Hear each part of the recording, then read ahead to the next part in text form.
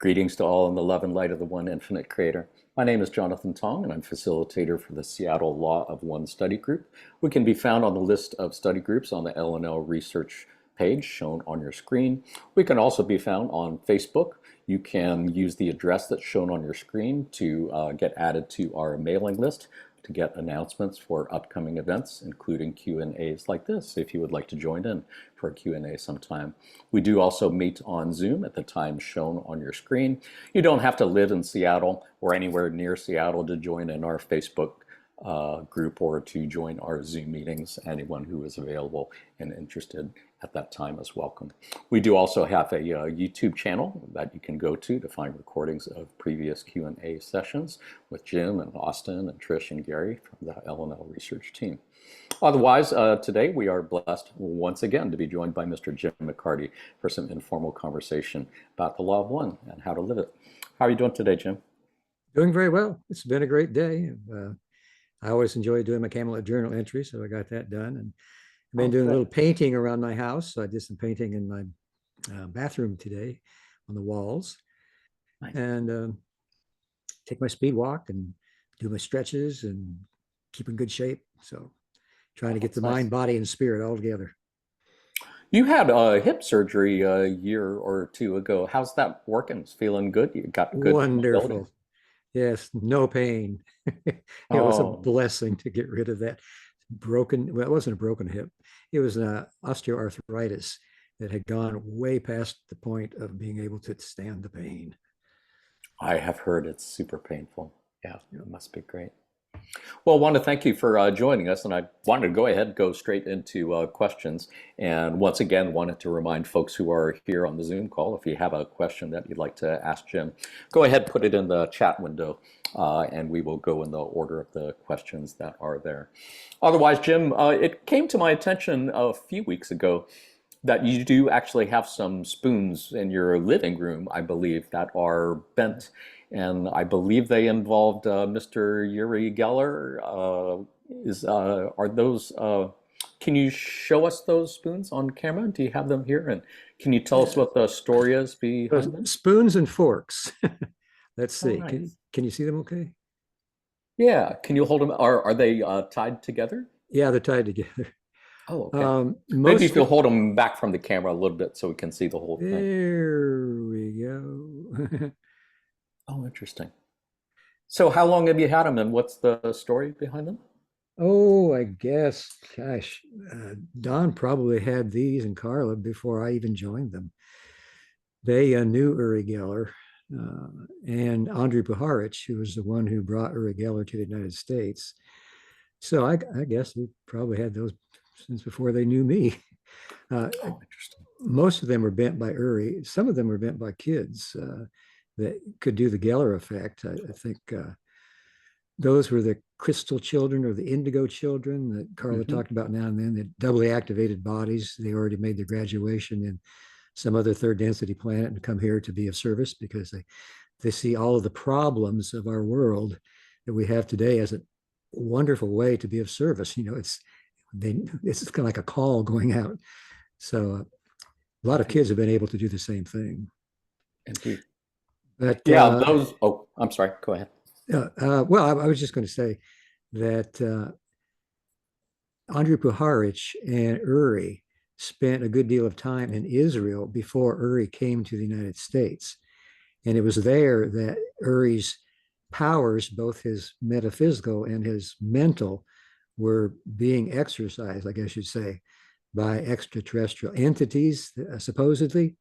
And they were trying to give him information in a spiritual way that would help avoid the big war in Israel. And as a way of, Uri really liked to perform in the mental way of showing audiences how he could bend spoons or break metal or stop clocks or make them run again. And so he was kind of into being famous.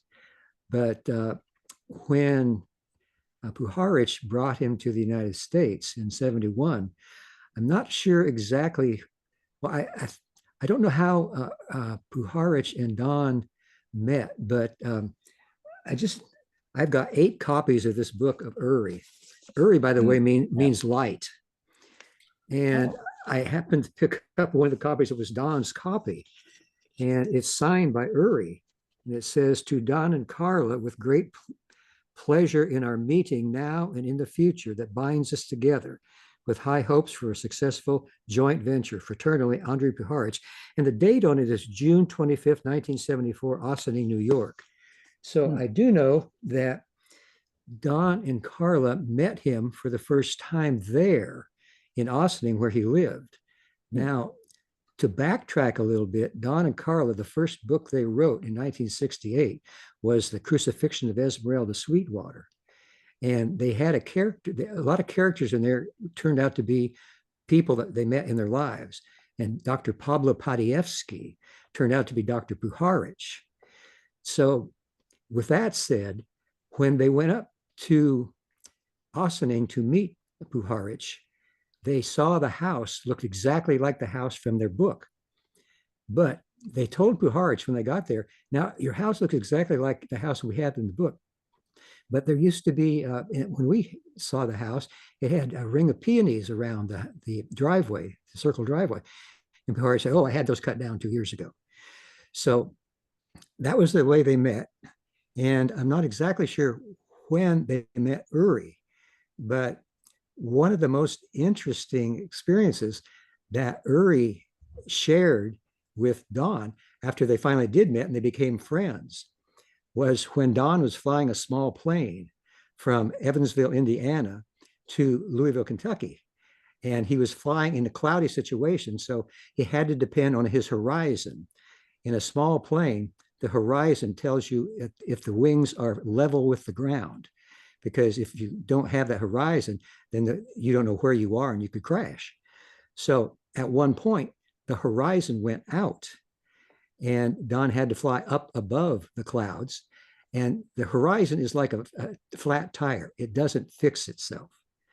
So after about 5 minutes, the horizon was back in working again. And so when Don landed, he told the mechanics there what happened. They said, "No, you got to, you just missed that. That couldn't happen." So Don knew Uri, and they were planning on meeting in Los Angeles about 4 days later. And so Don was a pilot then for Eastern Airlines, and so they planned to meet when he had a layover in Los Angeles. So when Don got up to Uri's apartment, they were talking about one thing and another. And then Don said, I had something really strange happen 4 days ago. And my horizon went out. And all of a sudden, then it came back in. And Uri got all excited. And he said, he went over to a pile of manuscripts and went through the papers. And he had it written down, horizon out, 1:10 p.m. fixed. And so, and that Don said that was exactly the time that the horizon went out. And I've got a picture in Tilting at Windmills of Don. I hope I can get this pointing at the horizon. Let's see.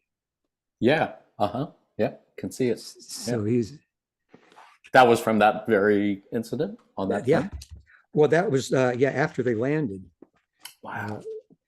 So that was how Uri's powers seemed to work, even though he wasn't aware that the horizon was out. He wasn't trying to fix it.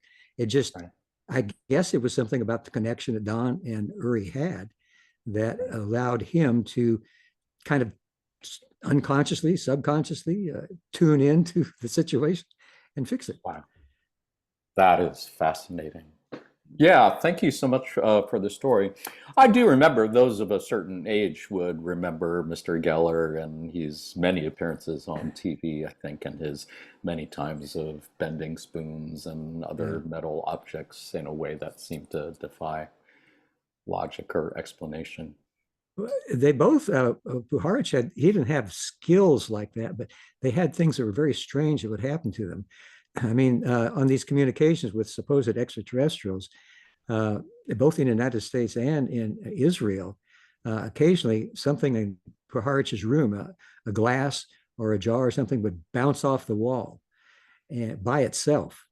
And then that was a signal that he was supposed to get his cassette tape recorder out Right. and and the buttons would be pressed down by themselves. The Right. cassette would run for a while, and then the button would stop, and then he'd rewind it, and there would be a message on there.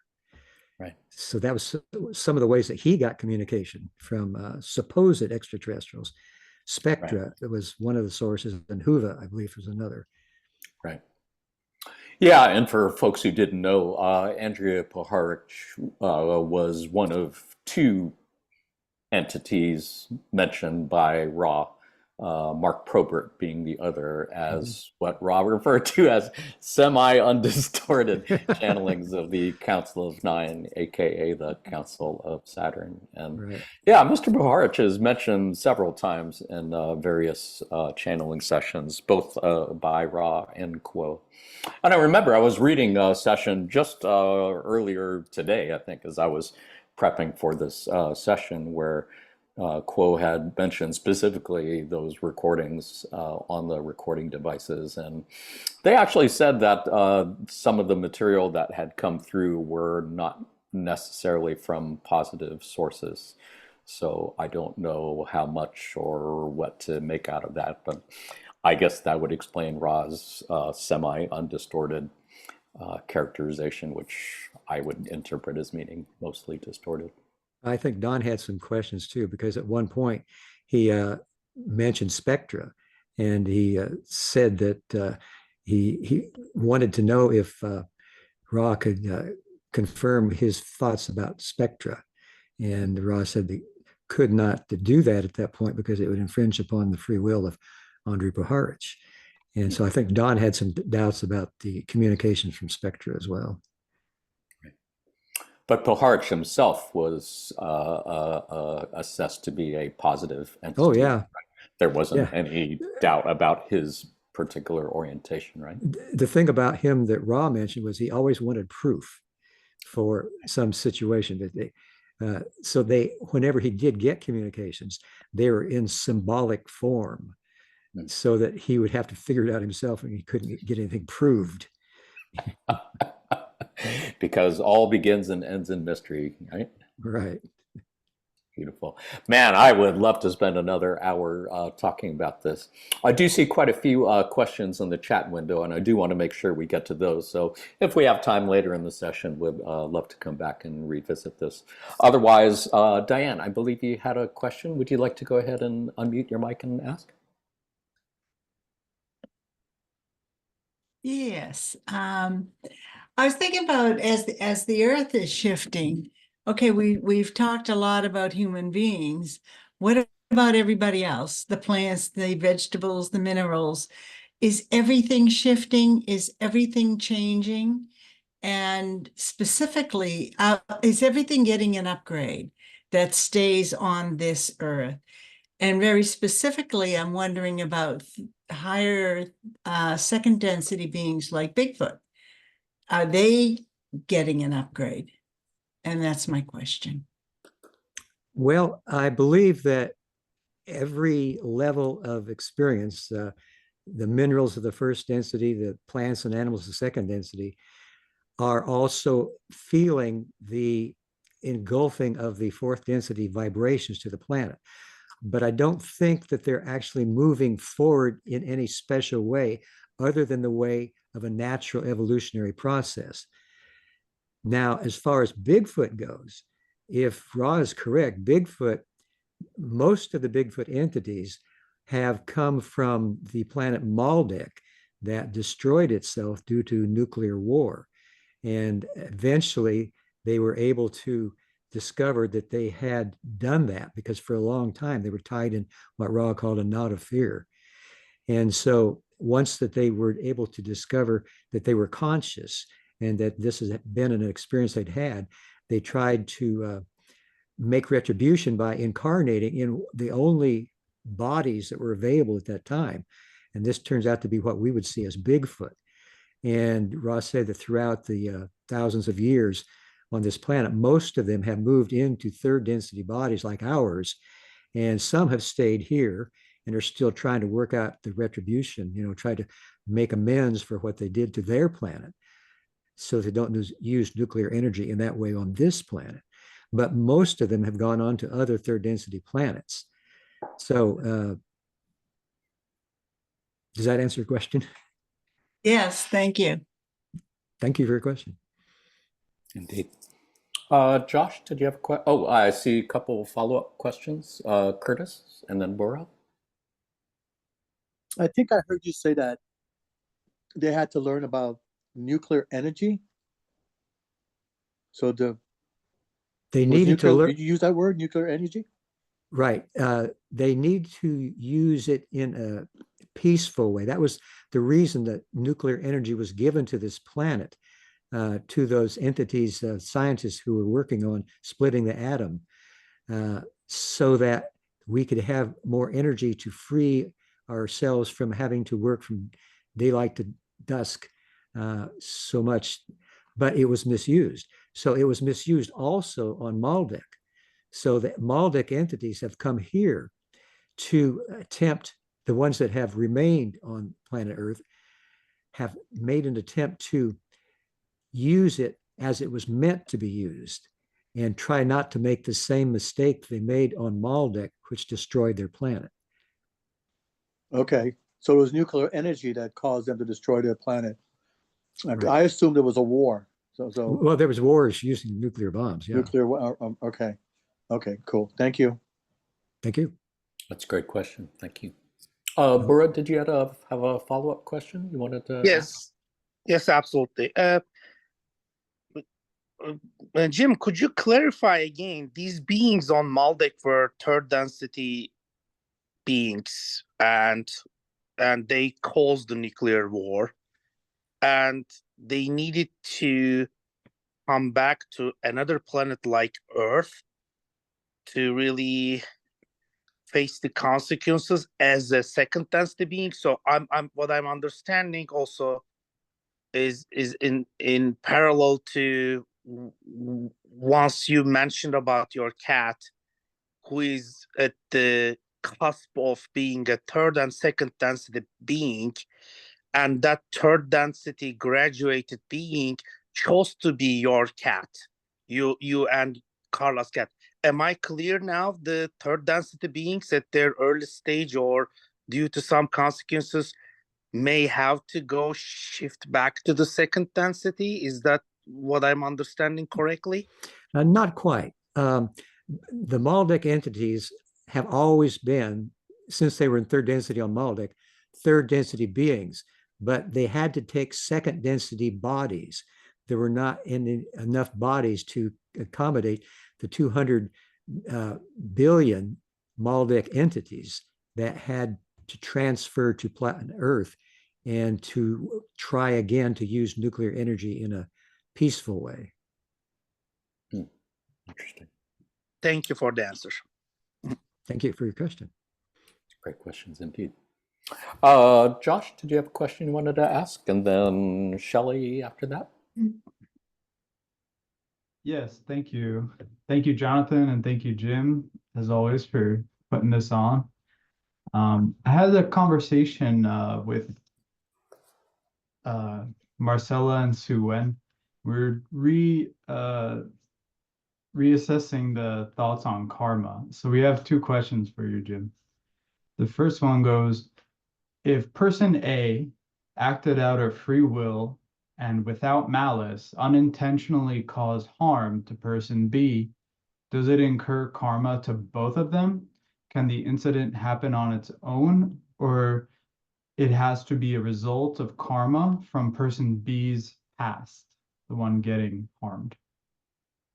Well, it could be that karma is developed in that situation, but whether or not there was any damage or injury because of the situation, it can always be alleviated simply by forgiveness. So if there can be a communication or a dialogue set up between both of the entities that are experiencing the situation, and if one feels that it has been wronged and that dialogue can lead to forgiveness, then the karma is alleviated. Right. I understand that, but I don't think that's the heart of the question. It's Okay. more so, can someone just act out of free will consciously, purposefully to cause karma, or is it always because of some past life? Oh, no, no, we can cause karma. I mean, by acting either consciously or unconsciously to cause harm to another.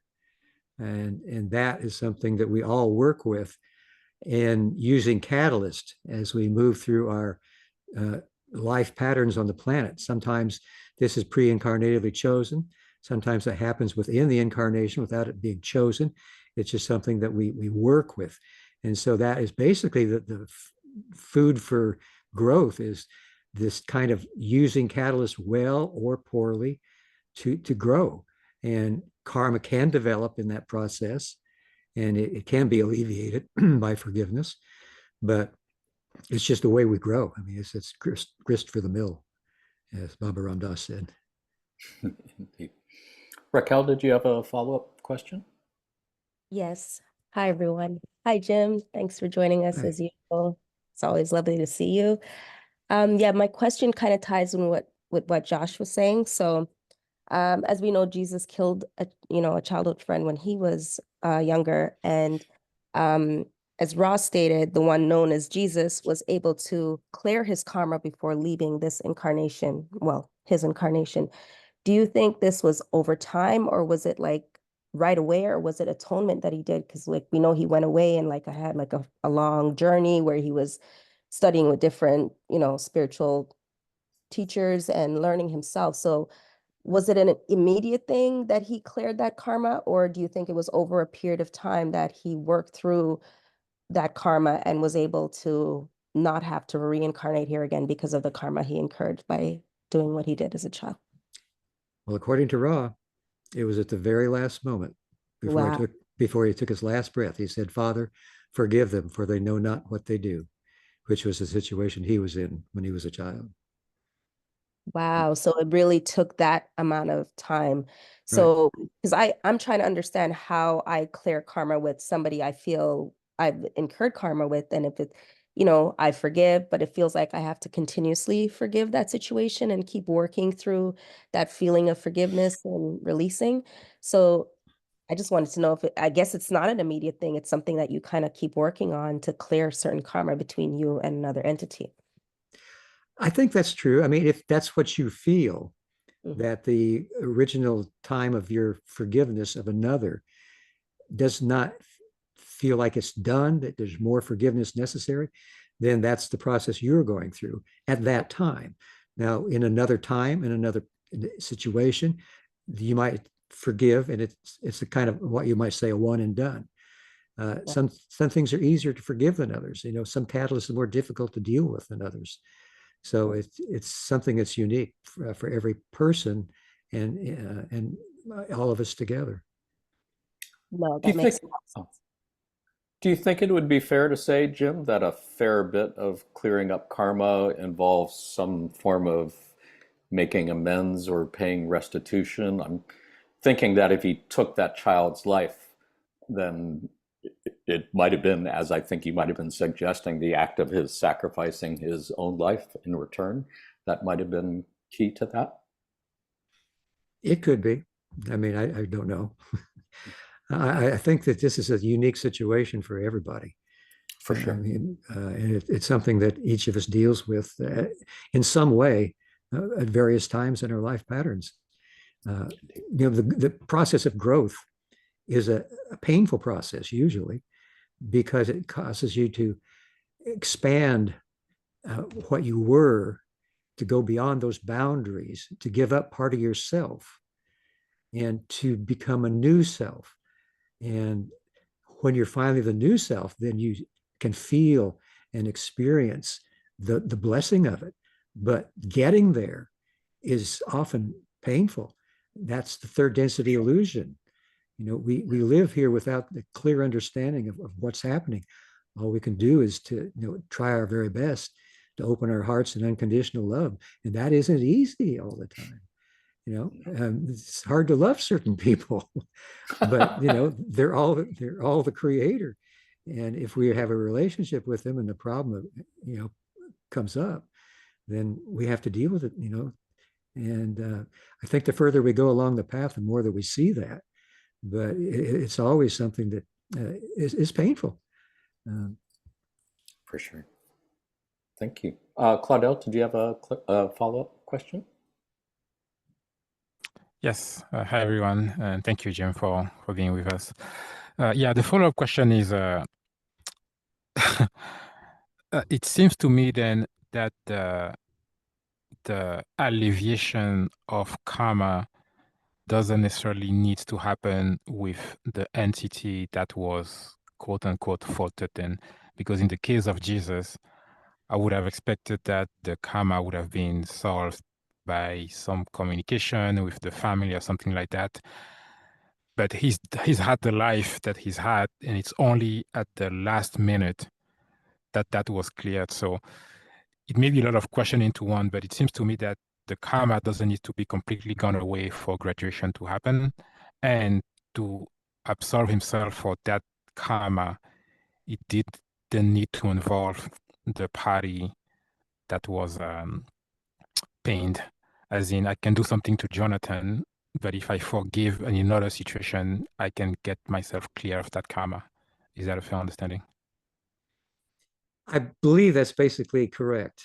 The karma that we incur with those around us is something that, in the case of Jesus, it can take a long time, or in anybody else's situation, it might be less time.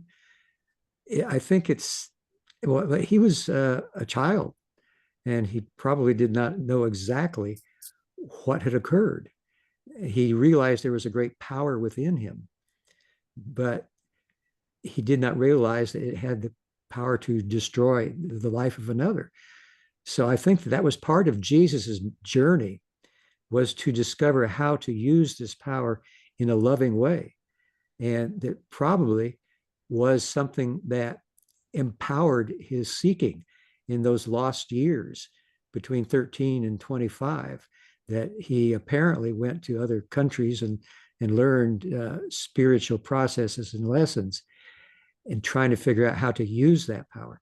Now, each of us has an opportunity to use whatever karma we have incurred with another person in maybe a quicker fashion, or maybe it takes longer, like was said earlier.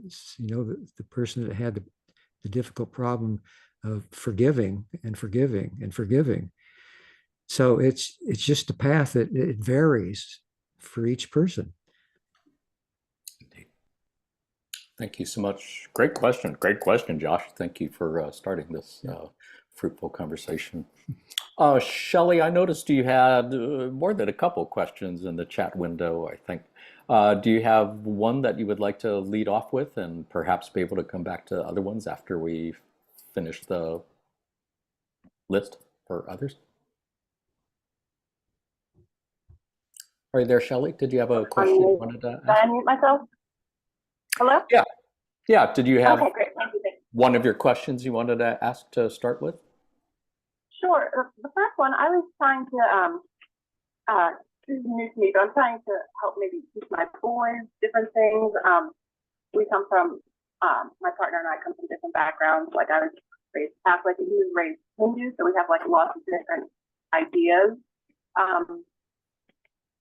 But in trying to pin down like the creation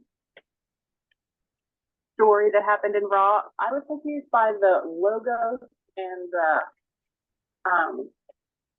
and light and when exactly, like, when did polarity happen, and when is logos the same as our sun, and is the sun a first density being, or are they not beings? Because I read this somewhere recently about an experiential type of experience. It just, I guess, starts in first density. So I was just wondering about, I think it's like the first distortion is free will, and then there's the second distortion was love. Is that the logo?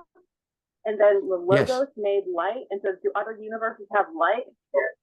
That's other universes have light? Or wait, our logos, that's where, anyway, just if you want to run with that, that's as far as I got. I think we've got the gist of it. Are you picking up on it, Jim? Are you understanding the question? Yeah, I believe that, as you say, the logos is love. The logos does not go through a process of incarnations, or the logos is all of the densities together, and the free will of the creator creates the logos, the various logoi, that each then creates a galaxy, and the creator shines this logoic love through the love logoses and creates what we call light, which then condenses into the various planets and the entities upon the planets. So, and I think there was another portion of your query that I might have missed. I think she was asking about distortions, first distortion, second distortion. Yeah. So okay, so we have creator, then the logos, and then through the logos comes light. So then, and then that light like condenses into our planet and such. And right. Okay. I was just trying to get and then so the logo, you said he's like he's before densities, the logo, or yeah, the logos not first density. Right, the logos is all densities. It doesn't go through a process of growth. It is everything. Okay.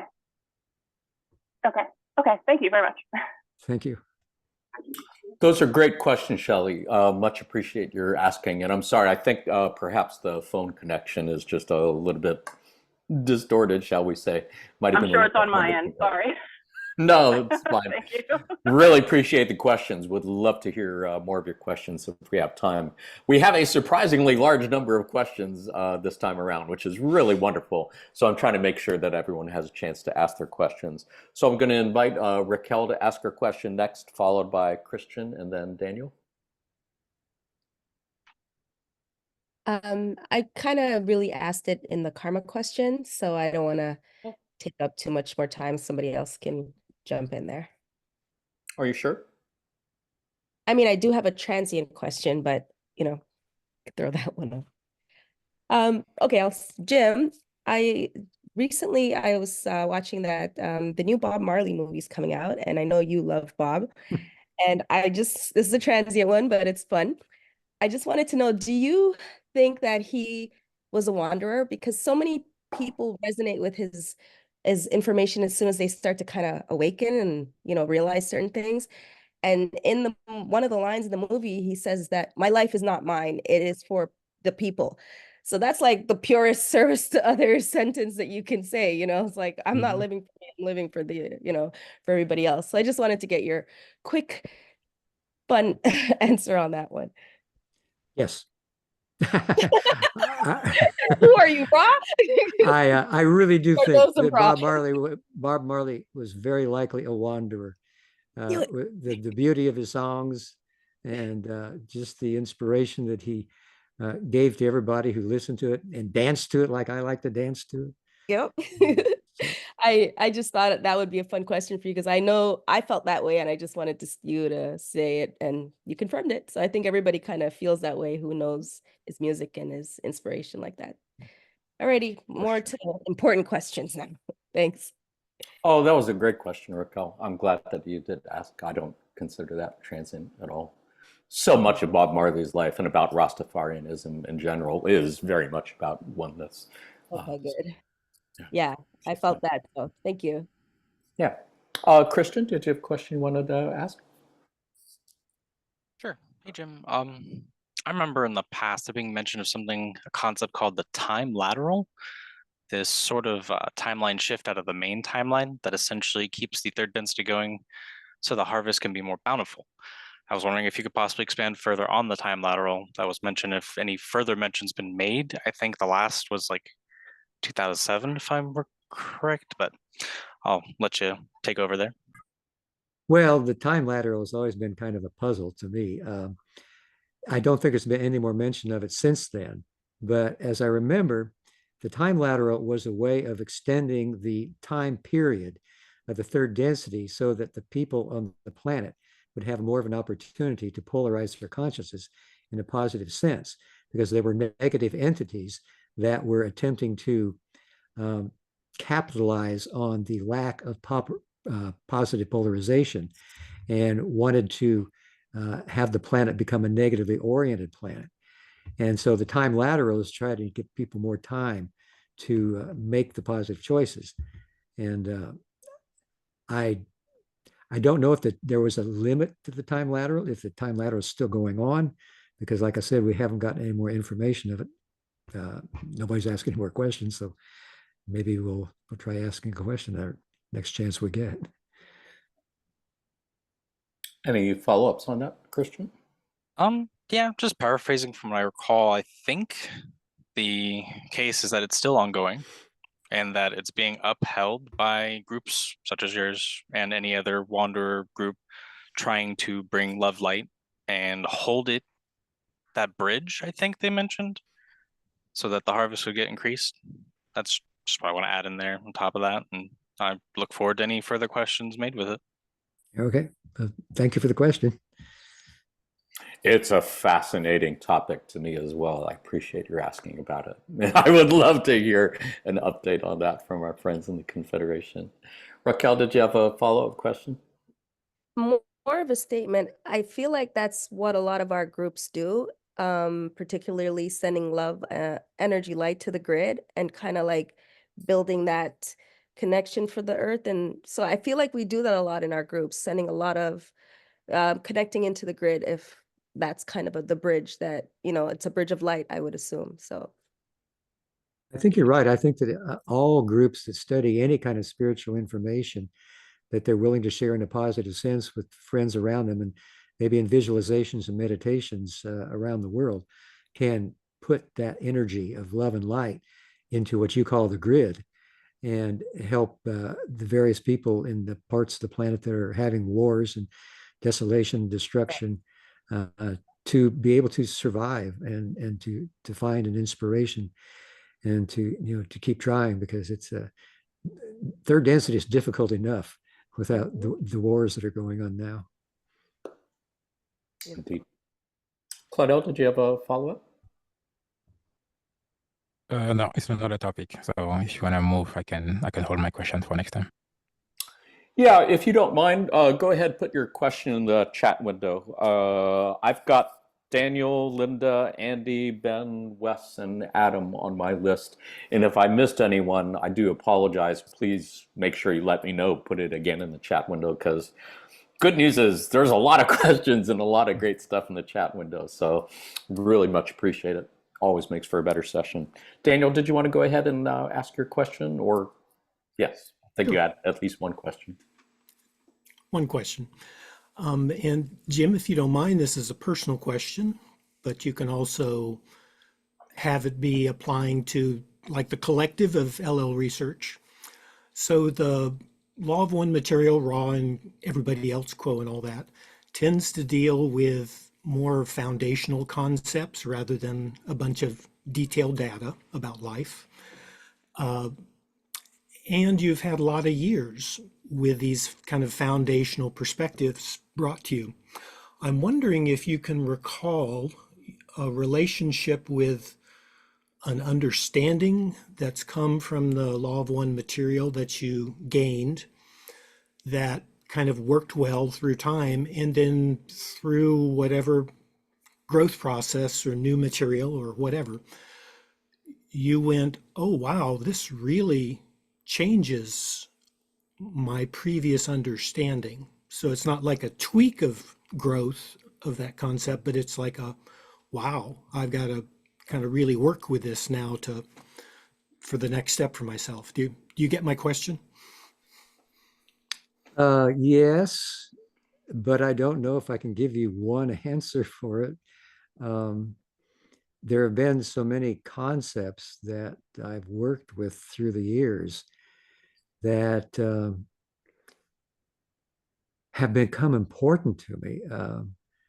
I think the concept of moving into the heart and seeing all as the creator, that opens that heart chakra has been probably the most important, because that to me is a fundamental principle.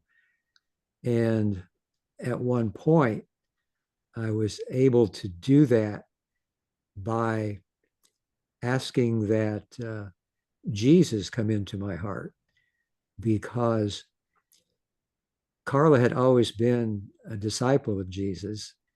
She had those experiences in her magic garden with Jesus.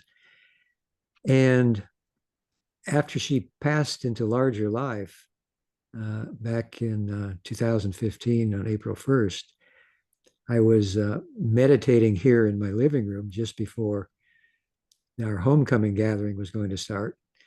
And I just, for some reason, I had the inspiration to ask Jesus to come into my heart. And all of a sudden, my heart started beating real fast, and tears were coming out of my eyes, and I felt a great joy. And so that was something that made a real impression on me. And it's still something that carries me through to today. And so I'd say that would be probably the most important. But other concepts have also been helpful to me. The concept of meditating and trying to listen to the creator. Sometimes, as Carla said, the communication is too deep for words, but it's a feeling or maybe an image or a thought, or mostly just a feeling. So my meditations are very important to me for that reason. And I guess those would be the two big ones. But every concept is a piece of the puzzle. And there's been so many that Ross spoke of that have been important. What a beautiful question, Daniel. Thank you you. for asking. Thank you for sharing that, Jim. That must have been a very special homecoming. I would think that particular one. Yeah. Claudel, did you have a follow-up question? Oh no, I just forgot to lower my hand. Sorry. Oh, sorry. Linda, did you have a question you wanted to ask? Hey, Jim, how you doing? I'm doing well. You cut your hair. I got my hair chopped. Yes, I did. Finally. Morris sends his regards. He's in Houston right now, so won't be joining us, but he wanted you to give him his best.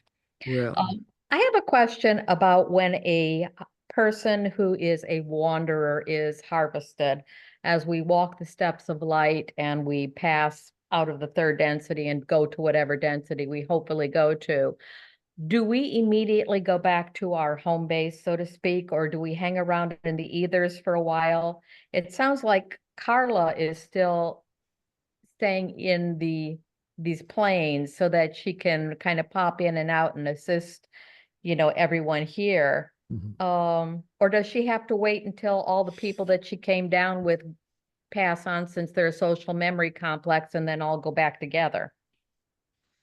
I think it depends upon what kind of you might say, contract or agreement was made with the Council of Saturn before the wanderer comes here. The wanderers come here to answer a call. They're called the brothers and sisters of sorrow. And the call is usually sorrow, and there's plenty of that on the planet. So as they go before the council, they have a variety of skills and abilities that they can use. And I think some wanderers, as Ross said, have been here for over 50,000 years. Most wanderers have come just within the last 200 years. So I think that there's probably a variety of contracts, if you want to call them that have been made. In general, I think that the wanderer would go back to its home planet or home density, planet in the density. And however, I think Carla has been doing her thing around the world, because I've heard from so many people that have had contact with her that she's had contact with. So I think there's a variety of possibilities, but in general, I think the wanderers would go back to their home density after they're dropping their bodies and moving into the light. Okay. Thank you very much for your input on that. Oh, glad, and say hi to Morris for me. I sure will. Great question, as always, Linda. Thank you for asking. Andy, did you have a question? And then Ben? Hi, Jim. Nice to meet you. My question, I guess, was just more about like connecting with your spirit guide or higher self. I've been finding in meditation, I've been like sort of my feeling has been to try to create a stronger connection, more direct connection, I guess. And I've definitely been having some good, cool results and some interesting little things happening. But every once in a while, I get like I want to ask you about physical sensations because you've also channeled and stuff like that. Do you ever feel like I get sometimes it's so intense it like pops me out of it or kind of freaks you out a bit? How do you like work through that or push past that? Well, to be honest with you about that, um, even though I've been able to be a channel for a number of years, that's probably the only what you might call a paranormal ability that I've ever really expressed. I think I've said this before to other people that the veil of forgetting is a thick foot of iron or steel. And I really don't perceive things as like you just mentioned. If I happen to make contact with a guide, I'm not really aware of it. I just maybe things happen synchronistically, and I'll appreciate the synchronicity, but I won't know exactly where it came from or how it happened. So my veil of forgetting keeps me from being very sensitive to those things. Fair enough. What a great question. Did you have any follow-ups on that, Andy? No, I'll keep listening, and if I think of something, I might post it here again. Thank That you. was a great question. Yeah, thank you for asking. Ben, and then Wes. Thanks, Jonathan. Hi, Jim. It's awesome to meet you. And Law of One came into my life at the perfect time. Of course, that's the way it seems to work. And I'm just grateful to share this space with you. And now here's my question. So I was wondering if you could comment about the special allowance that was made for Ra to make contact with your group, with Don and Carla and you, and the rest who also meditated to help bring Ra through, because of the quarantine and the idea that the free will of humanity needs to be protected and preserved, but yet this sixth density being was allowed to make this contact in this special way through channeling. And then from that, I was gleaning from that, is that because of karmic ties that Ra already had with humanity in the past, go way back in the Earth history, and also from that, why does Ra refer to themselves as the brothers and sisters of sorrow? Is that also kind of referring to the karmic ties? And sorry, there's a lot there, and you can answer it how you wish or not answer or whatever. Thank you. Well, thank you, and I'm glad to meet you too. I believe that, as you said, probably the primary reason that Ra was able to make contact and allowed to make contact with our group was because when they walked among the Egyptians 11,000 years ago, they were called there because the Egyptians were living the law of one in some ways, in what we might call pantheism. They saw the creator everywhere. And so Ra felt that that would be something that they could aid, and it would be like a call. And so they attempted to walk among the Egyptians and share more of the law of one. But unfortunately, the Egyptians saw them as being greater than they were, as being some sort of gods, and they began to worship them, number one. And then number two, they were saving the information that Ra gave them about the law of one only for the rich and the powerful. And that does not recognize the equality of all as being the creator. So they felt responsible for the distortions in the law of one that were caused when they walked among the Egyptians. And so for the next few thousand years, they were looking for a way to try to balance those distortions. And they did have a contact with Akhenaten about 3,300 years ago, who was able to channel those of Ra and to declare the law of one as the law of the land. But the people of that time only followed the law of one, basically, as Ra said, give lip service to it. so that when Akhenaten died, they quickly reverted to the worship of many gods. So from that point, Ra was only able to contact people in dreams and give them inspirations. And they didn't know, the people didn't know that it was Ra or anybody. They just had these dreams that were, inspiring, helping them on the spiritual path. So when Don and Caroline got together, apparently it was the right mix of entities that would allow them to speak through Carla, who had had some trance experiences 2 months before the Ra contact, and with a friend who his wife had passed away, and they had agreed that she would contact him through Carla and give him information to let him know she was okay. So those 2 trance experiences were preparation for the Ra contact.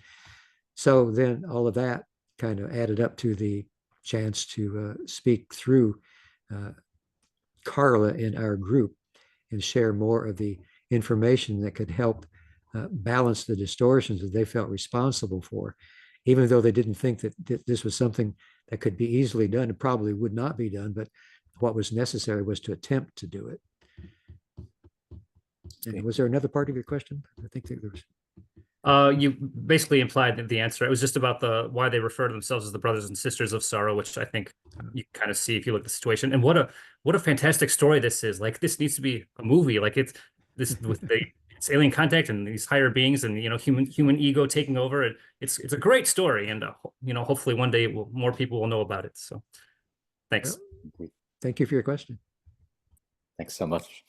Got Wes and then Adam, and then I think it's going to be time to wind things down. We might have time for a pop quiz after that. Let's see how it goes. Wes, do you have a question?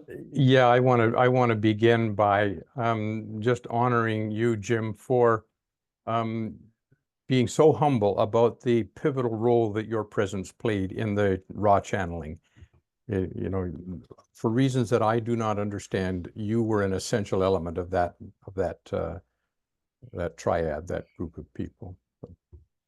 My question has to do with the understanding that I have that many wanderers come into the incarnation with disabilities of various kinds by modern criteria, allergies, physical disabilities, mental issues, that sort of thing.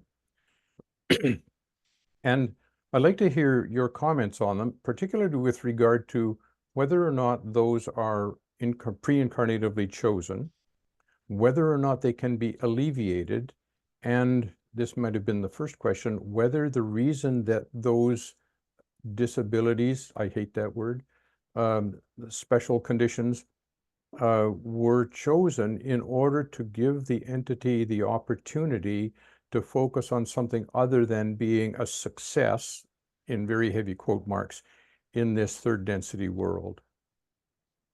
So that is my question. Okay.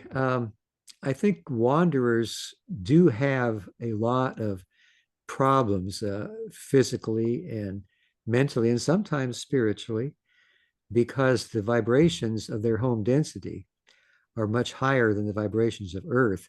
So just the very fact that they're having to go into an experience of third density difficulties and go through that veil of forgetting is very difficult for a wanderer. And I think that's the reason why Ra said most wanderers are from the sixth density, because it takes a great deal of what Ra called foolhardiness or bravery to come into the third density. And that's why not very many fourth density or fifth density come here.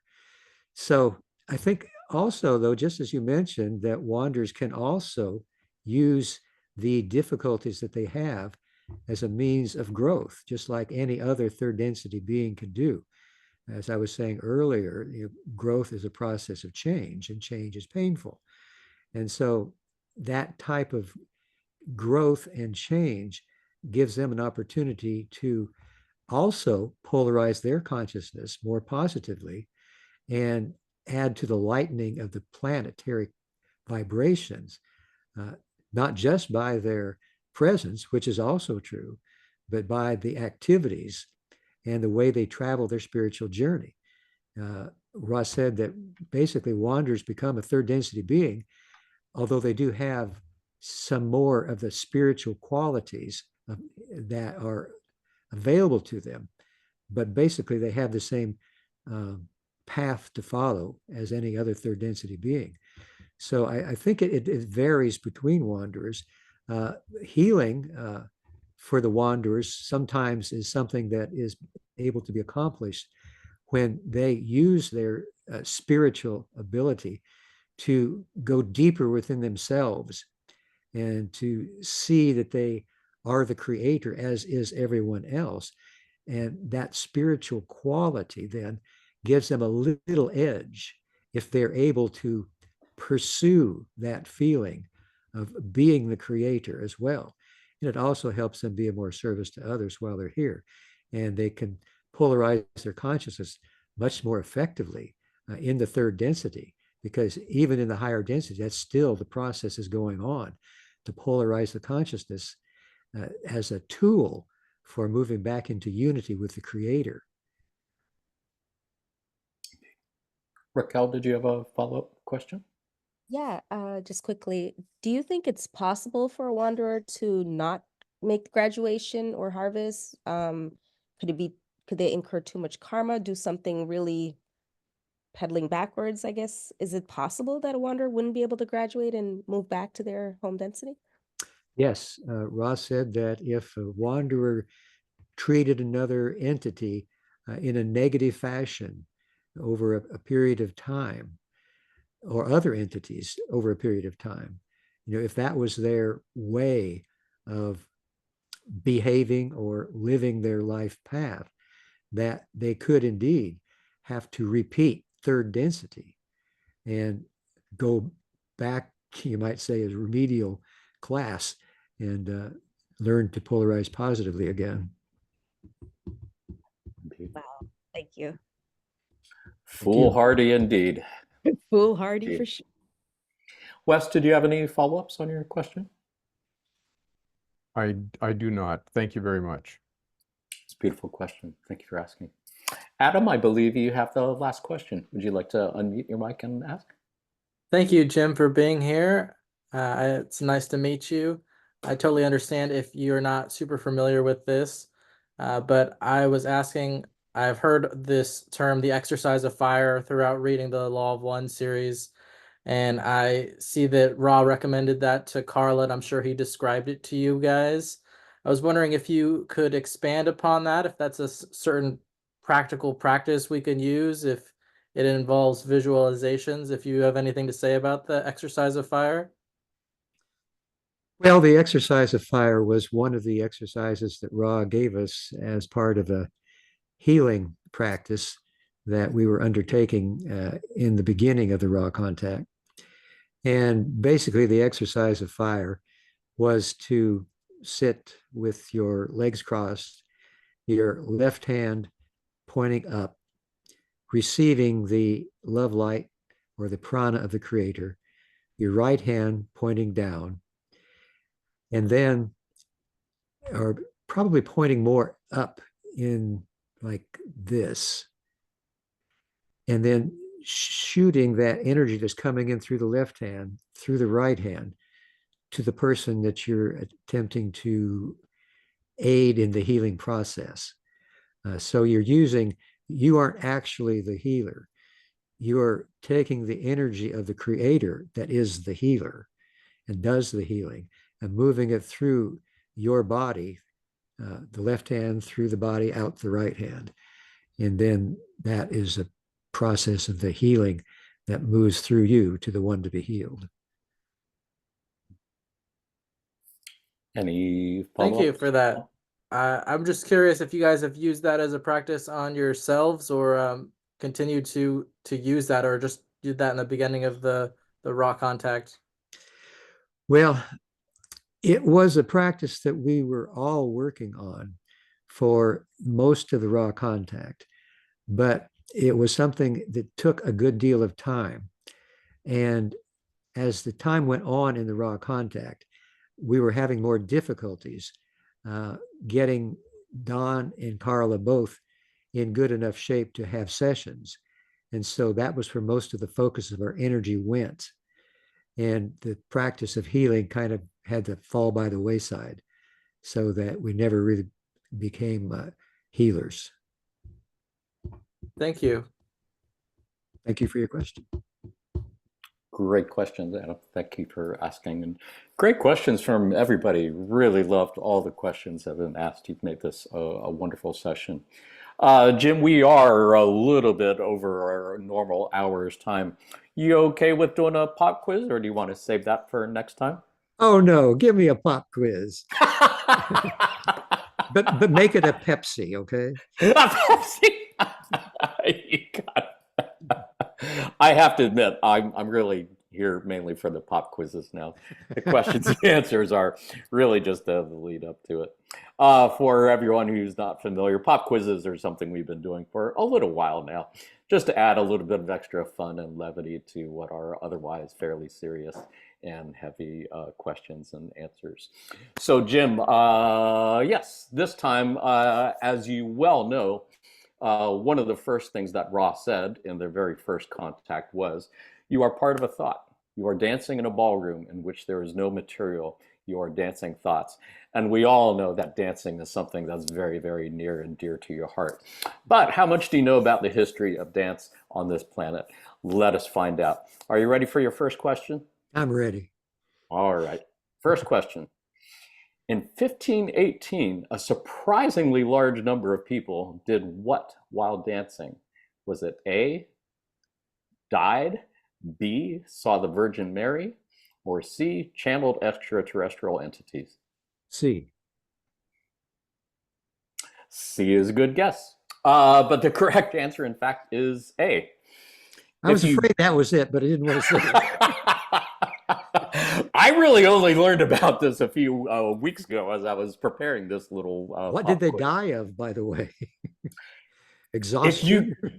If you Google up dance plague, apparently there have been more than a few times in recorded history where people have danced uncontrollably for extended periods of time, and in a surprising number of cases have died from exhaustion or a heart attack.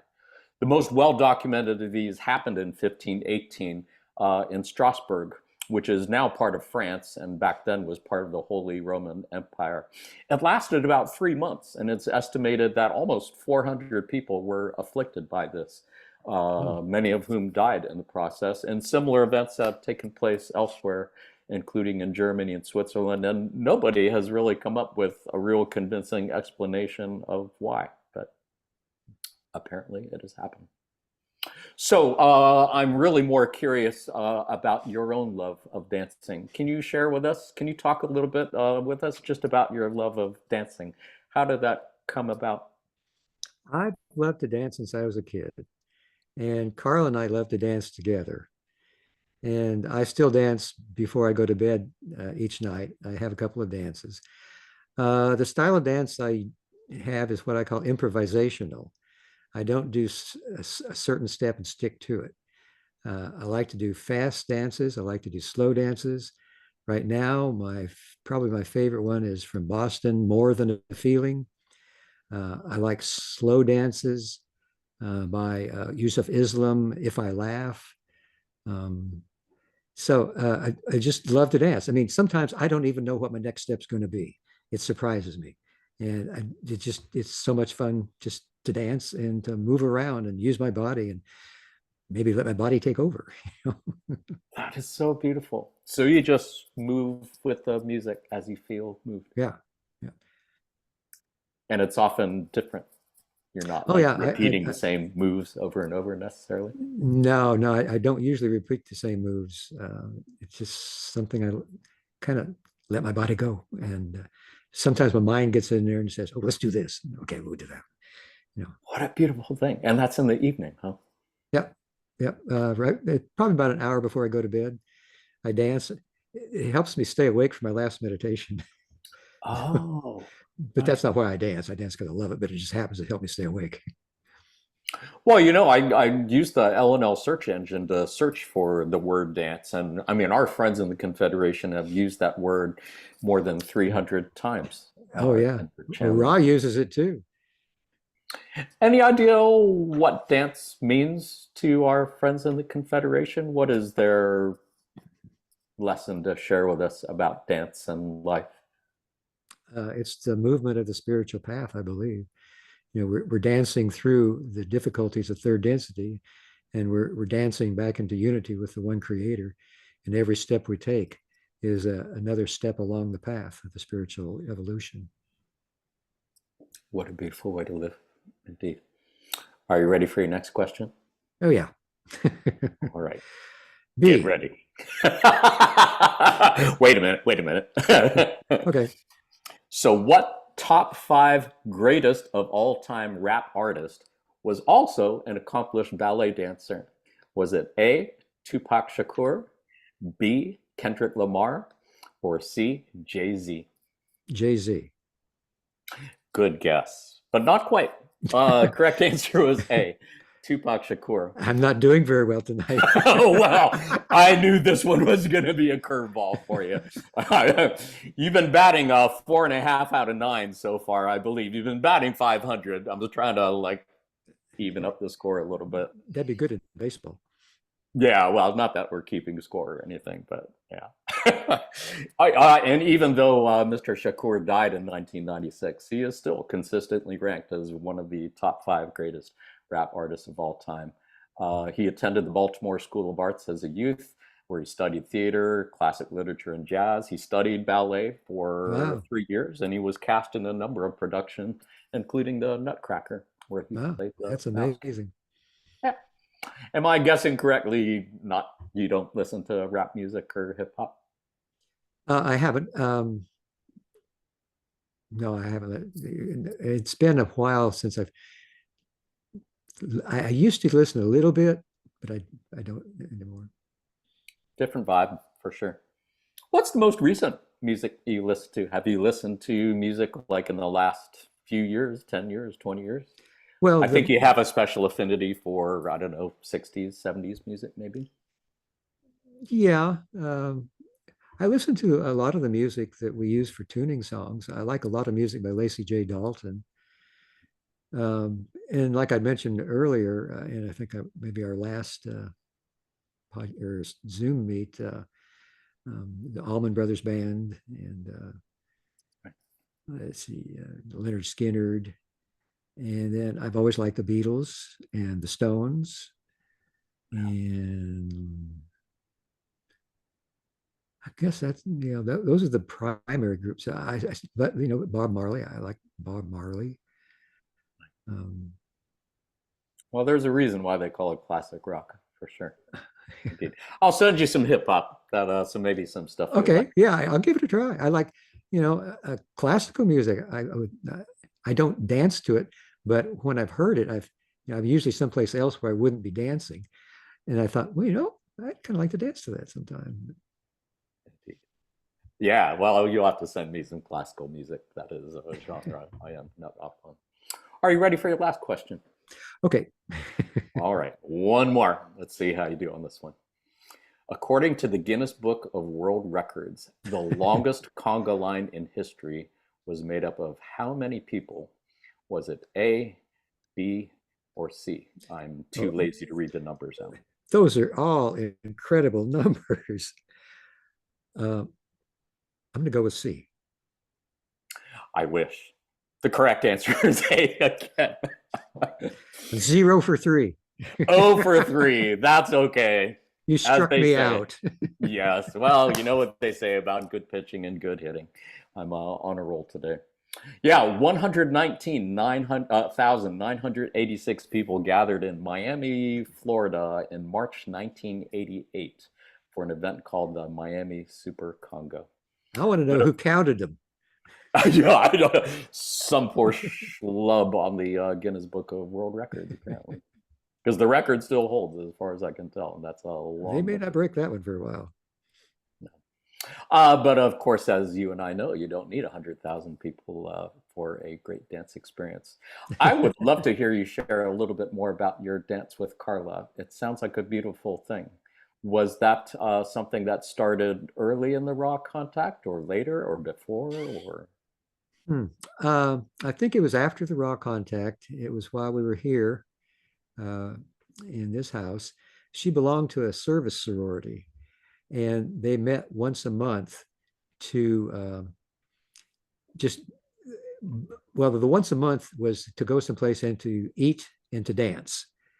But during the month, they had 2 or 3 times where they provided services for various people or groups, helping them with one thing and another, food or clothing or what. But that once a month, we went and we danced together. And then when she was in her hospital bed for the last 4 years of her life with that surgery of her lower back that did not heal, I would dance for her. So beautiful. Wait, so when you were dancing at the other place, was that like formal dancing, or was that also like just? Oh, it was rock and roll. Yeah. Oh, but this a year after she passed into larger life, I had a dream about Carla, and we were here in this living room dancing what seemed to be a waltz, but it had more freedom of movement in the steps. And we never spoke a word to each other, but throughout the dance, just looked into each other's eyes. So beautiful. And did you dance together at home also before she was? Oh yeah, yeah. Here in the living room, we've got our stereo over here on the left, and at that time, well, we still do. We still have CDs that you can put in there. And was do it the some same dancing. song, same music that you dance to now? No, gosh, I'm not really sure if I can remember what we danced to then. Yeah. Oh my gosh. Rock and roll usually. Rock and roll. Such a beautiful expression of love. Such a wonderful thing. Thank you for sharing that with us. Thank you for painting some beautiful pictures in our mind's eye for us. And thank you for sharing your time. We have gone more than a little bit over time tonight. We really appreciate your gift of service to others as always. Did you have any last thoughts or reflections you wanted to share before we part ways? Well, as always, this is one of my favorite times, is to get together with everybody and to share some space and to listen to your questions. And it just kind of seems like we're creating a crystal or a gem with various facets, and everybody's questions is another facet to the crystal. And yeah, I think the heart is the crystal we're working with. And I really appreciate everybody's questions, and I love you all. Thank you for being so fastidious in your questions, so freewheeling, so joyful, so loving. I appreciate it. I think I speak on behalf of the rest of us when I say we all love you very, very much, my friend. I do. Value every moment together. Thank you so much for all you've done and continue to do in service to others, Jim. Thank you to all our friends at L&L Research for all they've done, continue to do in service to others. Thank you all who joined us on this Zoom call for your beautiful vibrations, your beautiful questions. Thank you for all you've done and continue to do in service to others. And for everyone watching on this on YouTube, if anyone is still watching on YouTube, thank you for all you've done and continue to do in service to others.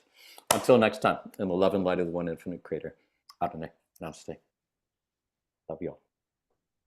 Love you all.